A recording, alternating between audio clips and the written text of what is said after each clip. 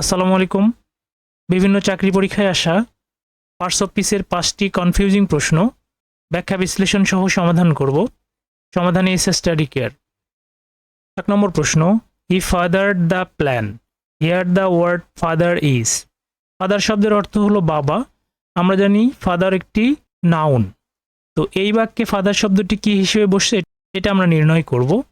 তো এই বাক্যে হি হচ্ছে সাবজেক্ট, দ্য প্ল্যান হচ্ছে অবজেক্ট এবং ফাদার হলো ভার্ব। সাবজেক্ট এবং অবজেক্টের মাঝে সাধারণত ভার্ব বসে। তাহলে এখানে ফাদার শব্দটি ভার্ব হিসেবে বসেছে। আমরা মনে রাখবো ফাদার শব্দটি নাউন হিসেবে বসতে পারে, আবার ভার্ব হিসেবে বসতে পারে। যখন এটি ভার্ব হিসেবে বসে তখন এর অর্থ দাঁড়ায় হচ্ছে জনক বা হচ্ছে উদ্ভাবক। হি ফাদার্ড দ্য প্ল্যান, সেই পরিকল্পনার হচ্ছে জনক বা উদ্ভাবক। তাহলে এখানে ফাদার্ড শব্দটি হবে verb. C number verb. 2 number প্রশ্ন, I have a laptop computer, here laptop is. এখানে ল্যাপটপটা কি সেটা নির্ণয় করতে হবে। তো সাধারণভাবে যদি আমরা চিন্তা করি ল্যাপটপ এটা একটি নাম বোঝাচ্ছে, তাহলে সেই হিসেবে নাউন হওয়ার কথা। এখানে কম্পিউটার এটাও নাম, এটাও noun.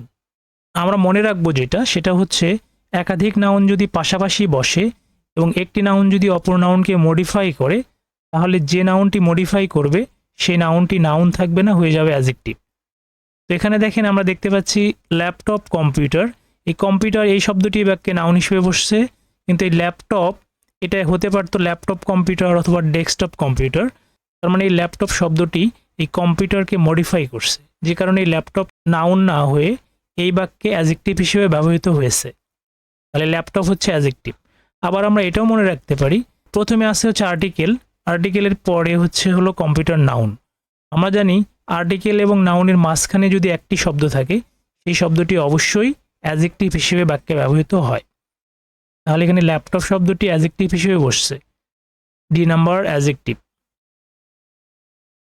She sings well enough, here enough is. এই বাক্যে এনাফ কোন পার্টস অফ পিস হিসেবে বসেছে এটা নির্ণয় করতে হবে। তো আমরা জানি এনাফের 2টা নিয়ম আছে। সেটা হচ্ছে এনাফ শব্দটি যদি কোনো নাউনকে মডিফাই করে তখন হচ্ছে তার আগে বসে, তখন সেটা হয়ে যায় অ্যাডজেক্টিভ।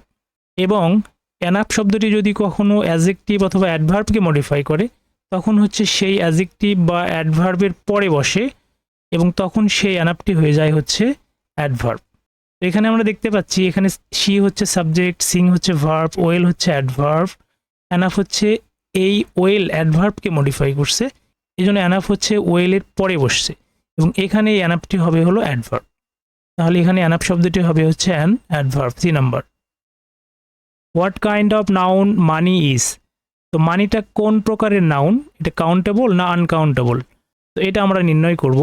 সাধারণভাবে মনে হতে পারে যে মানি তো হচ্ছে টাকা পয়সা, তো টাকা পয়সা তো গোনা যায়, কাউন্ট করা যায়, তাহলে তো এটা কাউন্টেবল নাউন হওয়ার কথা। কিন্তু না, আমাদের মনে রাখতে হবে মানি শব্দের আসলে অ্যাকচুয়াল অর্থ টাকা নয়। মানি শব্দের অ্যাকচুয়াল অর্থ হচ্ছে অর্থ বা মুদ্রা, যেটা আসলে গোনা যায় না, পরিমাপ করতে হয়। তো এই জন্যই মানিটা হচ্ছে কাউন্টেবল নাউন না হয়ে আনকাউন্টেবল নাউন হবে। তার মানে মানি হচ্ছে uncountable noun. D number uncountable noun. Dash water of lake is pure. 5 নম্বর প্রশ্ন, dash water of the lake is pure. তো এখানে কি বসবে সেটা আমরা দেবো। এখানে আর্টিকেল দেয়া আছে। এখানে ওয়াটার হলো ম্যাটেরিয়াল নাউন। তো আমরা জানি ম্যাটেরিয়াল নাউনের আগে কখনো আর্টিকেল বসে না, তবে ব্যতিক্রম হচ্ছে যদি ওই ম্যাটেরিয়াল নাউন দ্বারা নির্দিষ্ট কোনো কিছুকে বোঝানো হয় তখন তার আগে আর্টিকেল দি বসে। এই বাক্যে এই ওয়াটার শব্দটি নির্দিষ্ট করে বোঝানো হয়েছে ওয়াটার অফ দ্য লেক, অর্থাৎ এই লেকের ওয়াটার, এই লেকের পানিগুলোকে। যেহেতু এখানে নির্দিষ্ট করে বলা হয়েছে এই ওয়াটারের আগে একটা দা বসবে, তার মানে the water of the lake is pure. আমরা মনে রাখবো ম্যাটেরিয়াল নাউনের আগে আর্টিকেল বসে না, তবে নির্দিষ্ট করে বোঝালে তার আগে দা ব্যবহৃত হয়। তাহলে এখানে অ্যান্সার হবে সি নাম্বার দা। ভিডিওটি যদি ভালো লেগে থাকে অবশ্যই চ্যানেলটি সাবস্ক্রাইব করবেন, ভিডিওটিতে লাইক, কমেন্টস এবং শেয়ার করবেন। কমেন্ট বক্সে ডান লিখতে ভুলবেন না। ধন্যবাদ।